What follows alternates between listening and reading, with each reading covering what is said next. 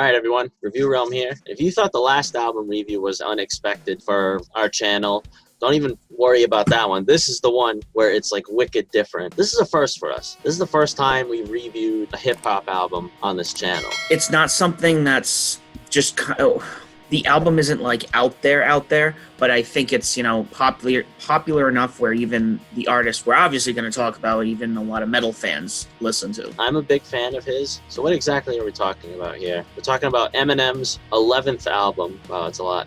Music to be Murdered By. He dropped this album at the beginning of the year by total surprise. He didn't market the album at all. It was just one Friday in January. He was like, boom, here's an album for you. You know what? I think he's an artist that is able to do that successfully. He knows he doesn't have to market an album. He can just put it out there, and he knows people will listen to it. Yeah, this isn't the first time he's done that. And I know there was a point where there was like a gap of music that wasn't coming out from him. I don't remember. It was like 2004, 2009, which I guess maybe in hip hop terms is a kind of. I think he was going through a rough spot. So not only I think he's successful, being able to just drop music like that, but also I'm going to drop one tour date in like the whole country and everyone's going to show. This Music to be Murdered By was inspired by, and you definitely hear it on the album, was inspired by Alfred Hitchcock did an album of the same name. It was a spoken word album back in 1958. And there are excerpts from this. I think the intro and outro to this, at least. Yeah, he puts in a few pieces where it's just Alfred Hitchcock talking here. I think one at the beginning, and then you have that outro right at the end here. I've always really liked Eminem. Like you said, there's those metalheads that dwell into hip hop like a tiny bit, and I think Eminem is one of those artists. Yeah, I mean, I've never been a crazy hip hop fan. I mean, I'll listen to it, but going into this album, I was saying, I didn't get to listen to this album as much as I wanted to, but there was a lot on this album I was able to still take in and go, wow, that was good. I think the one big difference between when I heard this album at the beginning of the year and now is that before I listened to it now, I thought there was a lot more that stood out to me than there really was. I mean, there's still some good songs on here. Most of the songs that stood out to me were like "You Gonna Learn," "Those Kind of Nights." Like mostly the middle of the album is where it stands out for me the most. Like "Into Deep," Godzilla. Stepdad was the one that stuck out. Stepdad's a good one too. Like Godzilla stuck out. Darkness was probably my favorite one on the album. I know the essentials for Eminem. Another thing that's going to surprise people. This is probably my first full Eminem start, front to back. I know his hits. I know, the stuff that I have heard. Familiar with like the classics of his. Classics 20 years ago. Jeez. Think about Eminem and classic in the same sentence is weird. His style of rapping has not aged. It's Eminem. Like he's delivering still, 20 something years later since he started. He spits fire at Machine Gun Kelly somewhere on this album. Yeah, which is kind of comical. Stepdad, I don't know his past. I know he had like a rough, rough childhood, rough, a little bit of rough upbringing. And I don't know if Stepdad is kind of like writing about that. For me, that felt very personal. That felt like there was, some real animosity coming out of those lyrics. Stepdad is where I felt the most like I was listening to like Eminem like in like the late 2000s or like even the early 2000s a little bit. I think that one was like the throwback track for me. Yeah, I thought of Lose Yourself kind of and Clean Out My Closet, some of the stuff that he like airs his grievances out on. Yeah, I thought of like songs like Superman, like songs like that, like some of his older work. Earlier in the album, Darkness was a really big one because that one was about the shooting that happened in Las Vegas in 2017, I think it was. Yep, the Mandalay Bay one. So you actually hear like news excerpts from at the end of that song there. Dude, that was a deep one for me. You'll be surprised to know that Godzilla is not my favorite song on the album. It's good. Definitely one of the ones that stands out. I think it stands out more because the artist that's featured on it isn't alive anymore. I told myself this for years. I think we all did. We have maybe family members. My father's a little younger, so he's always checking out new music. He's not stuck back in high school. He's always showing me new bands. Yeah. But I had family members who after a certain time period, they don't just listen to music anymore. 1984, that was it. Rock died. I don't listen to anything past that. I told myself I would never ever do that. And as I've gotten older, I've noticed I do that. Like, yeah, you mentioned Godzilla. And as I've gotten older, I've appreciated older hip hop. But then you hear like the mumble rappers, people like that. And I'm just, dude, what the fuck is this shit?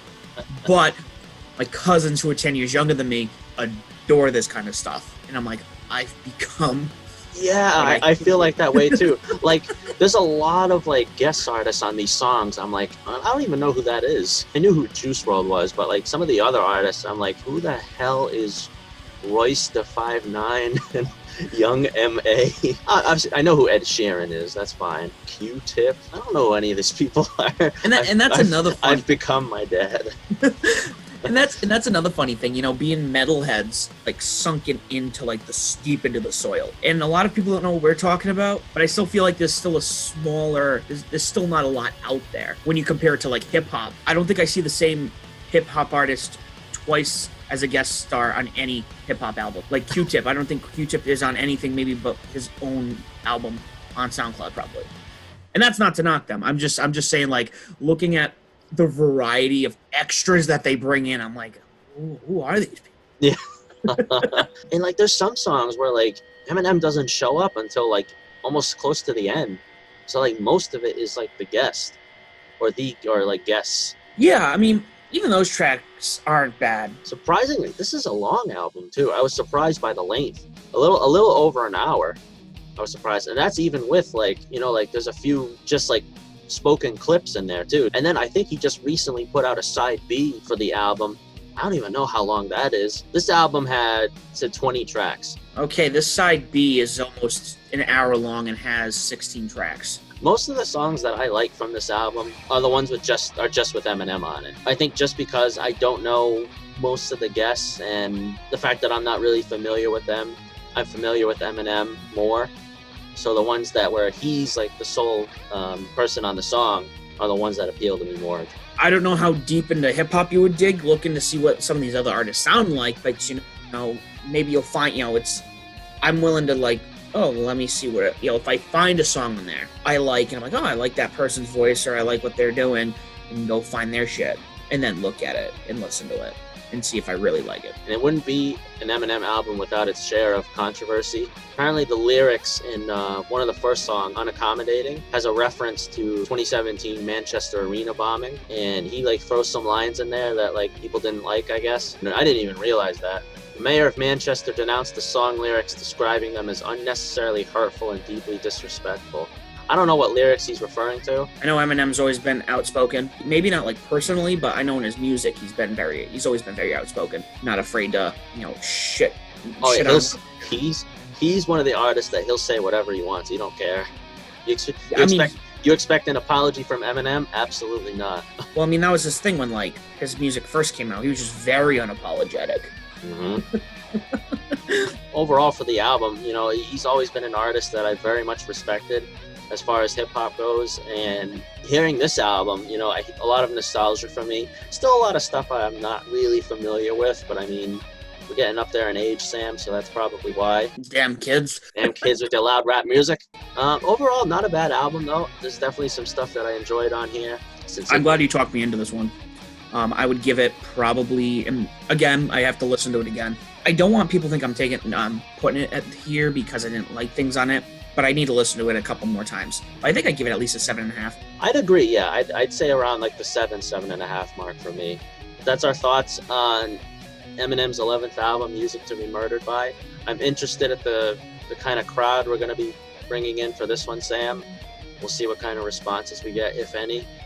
Let us know your thoughts in the comment section below. Also, don't forget to subscribe to the channel since we got a few more reviews left. And what are you smiling about? You don't hear that? Oh. Now I hear it. I was Sorry, I had to. Actually, no, I totally forgot where I was. That's our thoughts on it. Let us know your thoughts on it in the comment section below. Sam, I'm kind of interested at the crowd we're going to be bringing in for this review. We'll see what kind of responses we get, if any. But be sure to stick around this channel. We got a few more reviews left for the year, I think, and then followed by top 10s from each of us before New Year's Eve. See you then.